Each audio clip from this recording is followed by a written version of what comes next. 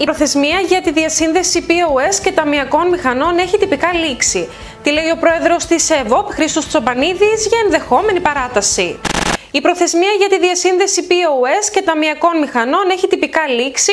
Παρ' όλα αυτά, ο πρόεδρος της ΕΒΟΠ, Χρήστος Τσομπανίδης, θεωρεί πως πρέπει να δοθεί περαιτέρω χρόνο στους επαγγελματίες, οι οποίοι συνεχίζουν να δυσκολεύονται με την εγκατάσταση.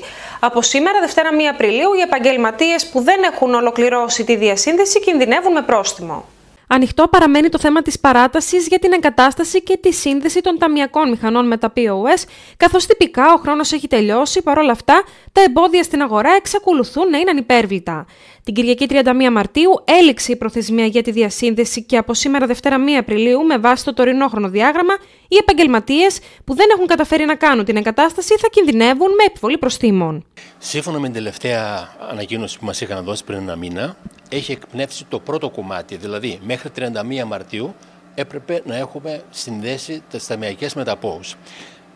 Δόθηκε συν ένας μήνας, μία συν μία που λέγαμε, σε ποια περίπτωση, εάν δεν μπορούσε να επιτευχθεί ραντεβού με τον τεχνικό ή εάν το POS δεν είχε αναβαθμιστεί, γιατί ήταν διαφορετικός παίχτης. Τα δεδομένα λένε ότι σε πολύ μεγάλο βαθμό, ειδικά τα POS, δεν έχουν ακόμα ενημερωθεί. Έχει γίνει μια απίστευτη ταλαιπωρία, πηγαίνουν τεχνικοί που δυσκολεύονται εκ των πραγμάτων να καλύψουν όλη αυτή τη ζήτηση στο χρονικό διάστημα που απαιτείται. Ναι, με προσπαθούν και βάζουν το αναβαθμισμένο software, αλλά το POS δεν είναι ακόμα έτοιμο και δημιουργείται αυτό το πρόβλημα. Το μία σε μία πάλι δεν θα καλύψει. Γιατί δεν θα καλύψει? Το τέλος Απριλίου προϋποθέτει ότι θα μπαίνουμε μέσα σε μία πλατφόρμα και θα λέμε ναι, εγώ έχω κλείσει ραντεβού με τον τάδε τεχνικό ή ναι, έχω παραγγείλει το νέο σύστημα που είναι all-in-one και ταμειακή και POS. Αυτά θεωρητικά είναι τα περιθώρια για να μας δώσουν να πάμε μέχρι το τέλος Απριλίου. Αλλά ούτε και αυτό θα καλύψει. Έχει αποδείξει το σύστημα αυτό ότι μπάζει πάρα πολύ, έχει ταλαιπωρήσει απίστευτα επαγγελματίες, έχει τους δημιουργήσει τεράστια προβλήματα και επιπλέον βγάλανε και ένα voucher το οποίο καλούνται να επομιστούν οι τεχνικοί. Ποιος εμπιστεύεται σήμερα με αυτά που γίνονται ότι θα αναλάβει και θα πληρώσει εκείνος ουσιαστικά το κόστος και όταν θα πληρωθεί? Τη στιγμή που βλέπουμε ότι ζούμε καταστάσεις του 12, 13 και 14, προσπαθούν να εισπράξουν από οπουδήποτε, αυτή είναι αλήθεια, γι' αυτό και μιλάω έτσι, και προσπαθούν με πρόστιμα να εκφοβήσουν τον κόσμο. Σύμφωνα με τον πρόεδρο της Ένωσης Επαγγελματιών και Βιοτεχνών Νέας Οριστιάδας, Χρήστο Τσομπανίδη, η επιπλέον παράταση για την εγκατάσταση και τη διασύνδεση των POS με τις ταμειακές μηχανές θεωρείται απαραίτητη για τη διευκόλυνση των επαγγελματιών. Ζητούμε εμείς να γίνει και άλλη παράταση. Η αλήθεια είναι να αφαιθεί εντελώς. Υπάρχουν τρομερά προβλήματα.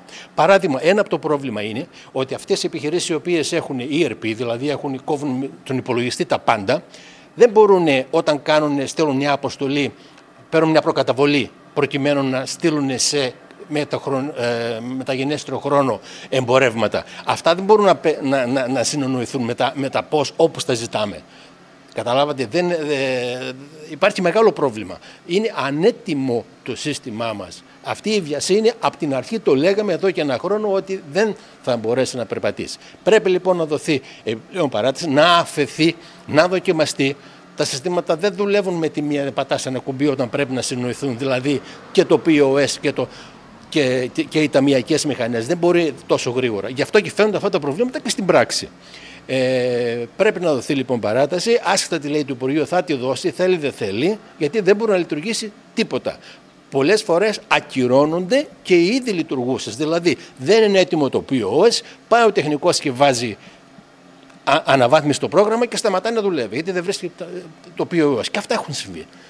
Επομένως, πρέπει να δοθεί εκ νέου, όχι απλά παράταση, ανοιχτή παράταση. Πρέπει να δοκιμαστεί, πρέπει να ζυμωθεί, πρέπει να ολοκληρωθεί αυτή η διαδικασία ομαλά και όχι με αυτή την πίεση και με αυτό το άγχος.